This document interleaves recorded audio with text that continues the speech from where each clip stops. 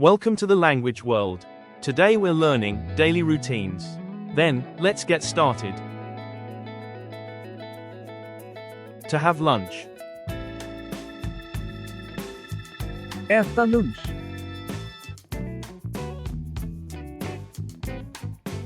To rest. Vila.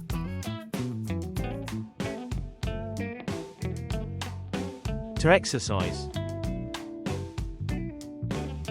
Träna.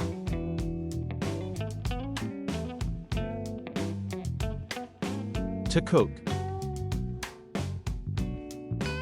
Laga mat.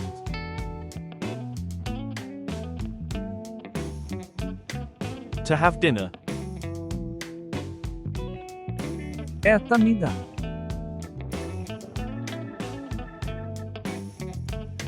To watch TV.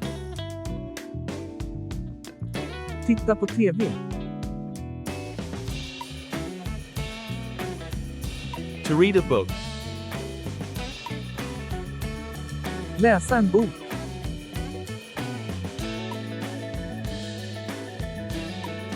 To go shopping. Gå och handla.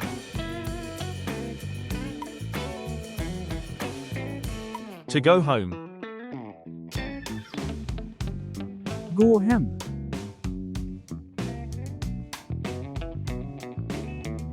To go to bed. Gå och lägga sig. Quiz time.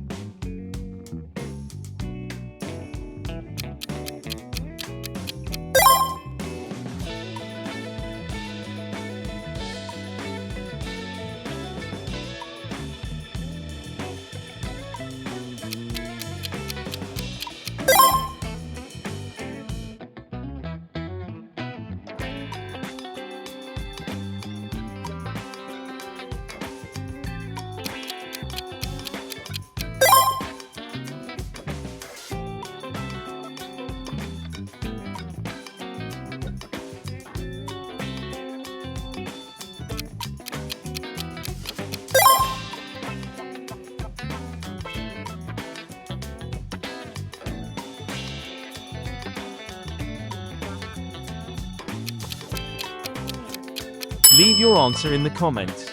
Thanks for watching. Don't forget to subscribe to our channel to learn more languages. See you in the next videos.